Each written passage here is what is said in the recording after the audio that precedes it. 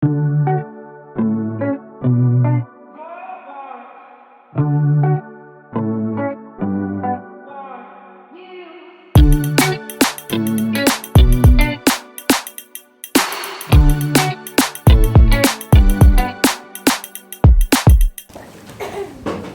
kita belajar virus ya.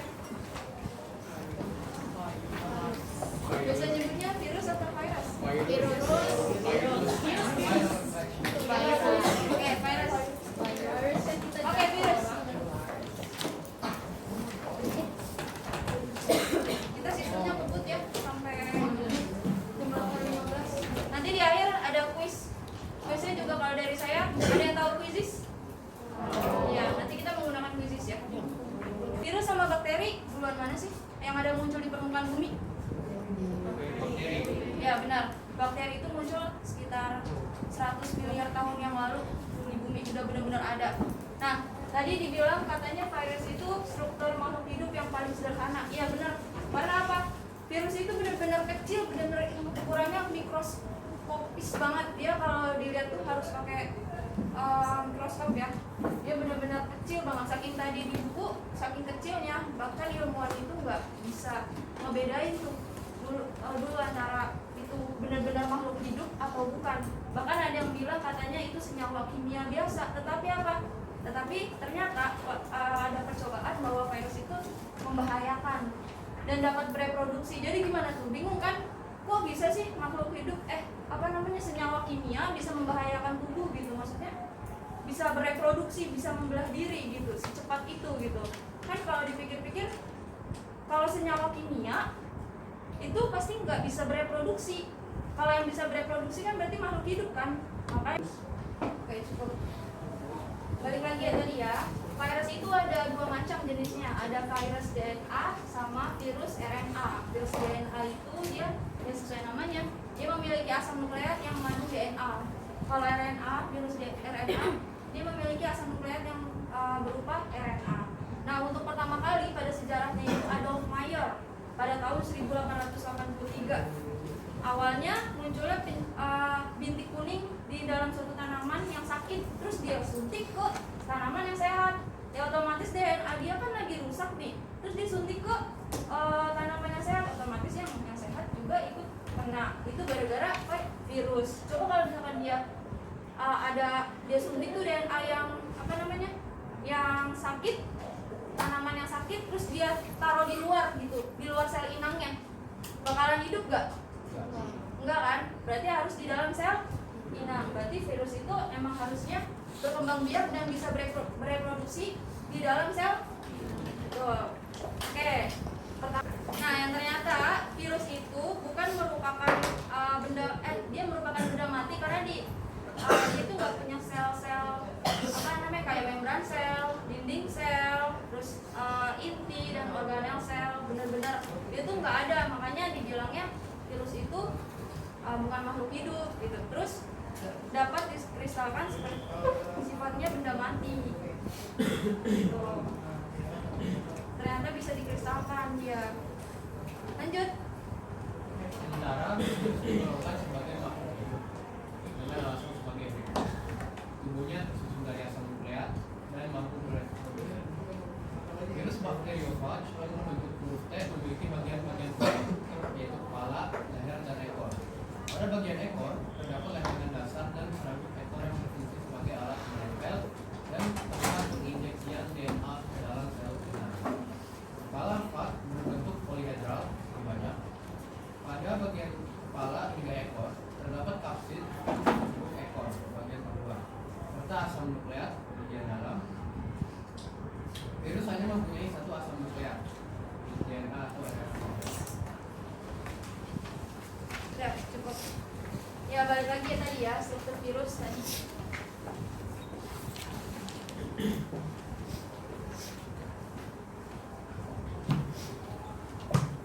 Nah, tadi bisa dikatakan dia makhluk hidup dan tidak dapat hidup. Kalau misalkan dia dikatakan hidup, itu karena dia itu tersusun atas asam nukleat. Entah itu tadi DNA saja atau RNA saja.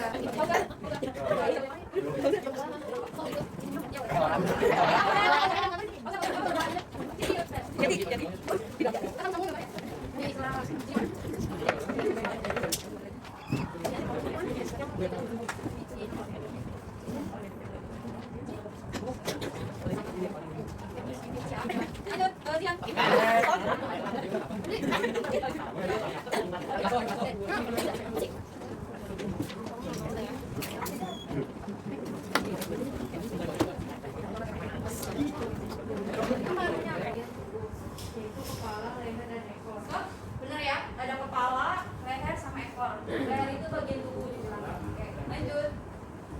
Pada bagian ekor terdapat lempengan dasar dan serabut ekor yang berfungsi sebagai alat menempel dan tempat penyiksikan DNA dalam sel inang. Oke, stop.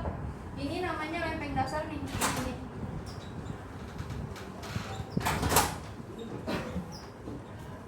Nah, ini nih yang begini-gininya tadi nih yang mau dibikin dua doang. Namanya serabut ekor. Oke, lanjut. Kepala berbentuk polihedral. Terus ini kan. Pada bagian kepala hingga ekor terdapat saksit dan serubung ekor bagian ekor. Serta Oke, stop dulu, maaf. Tadi ada lempeng dasar sama serabut ekor. Namanya juga di bawah ya. Ini ting ting. Ini dia menempel kok sel inangnya. Nama lengkap? Nomor absen. kelas lo sama Bu. Ya. Kelas lo sama Nggak usah.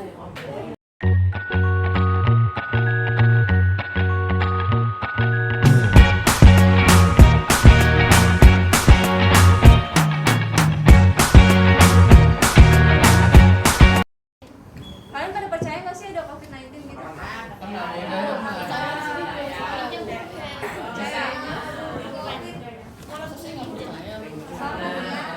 Kenapa nggak percaya? karena jawaban saya bilang percaya salah. Itu nanti saya tambahin kok, tenang aja. Anda jangan jujur masa. Kayak gitu lagi.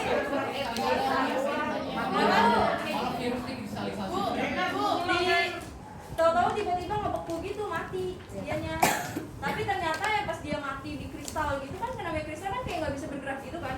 Nah ternyata dari situ udah di kristal tapi kok ini bisa bereproduksi. Terus dilihat tuh ada asam nuklearnya, ada DNA atau RNA-nya. Kan kalau misalkan udah tahu kalau misalkan udah ada DNA itu pasti bisa bereproduksi kan. Gitu sih. Makanya. Ada lagi nggak? Ya.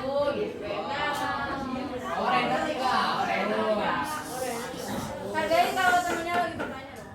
Yang waktu virus corona itu kan kayak lagi melakukan gitu, kayak kita tuh nggak boleh berhubungan, sedangkan katanya kalau kita apa sih itu bakteri kan itu kenapa?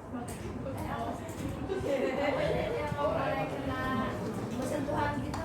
Itu kan nanti dia kan kalau kita misalkan makan kan nanti virusnya masuk ke dalam gitu kan. Jadinya nanti dia bakalan bereproduksi dalam sel inang, berkembang langsung banyak gitu.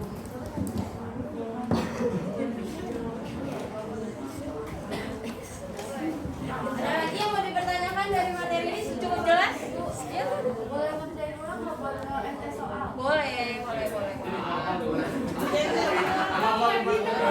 Gampang nggak sih? Gampang nggak?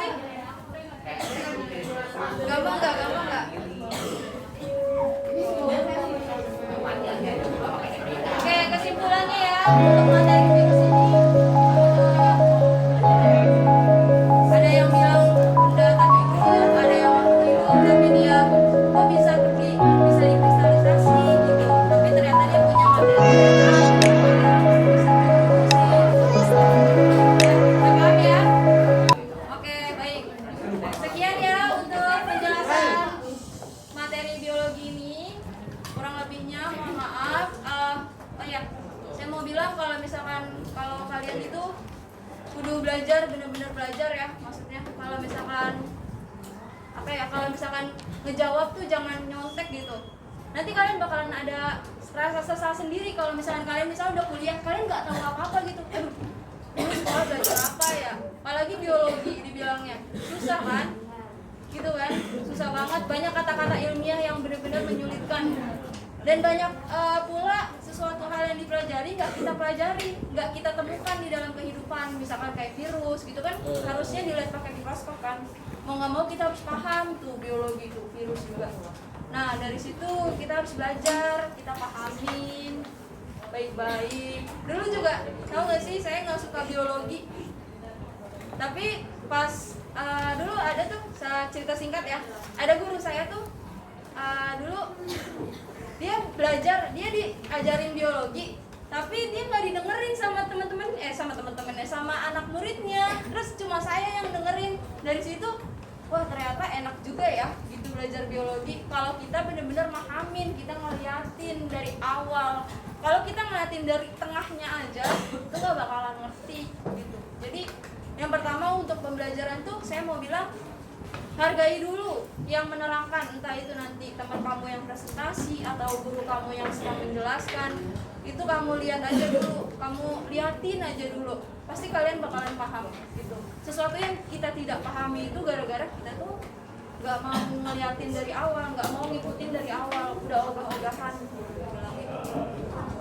Semoga ini pembelajaran hari ini bermanfaat buat kalian. Mohon maaf jika ada salah kata dan ucapan. Semoga materi hari ini masuk ke kalian ya. Nanti minggu depan kita bahas selanjutnya gitu, pertemuan kedua. Jangan lupa ada kuis lagi belajar ya.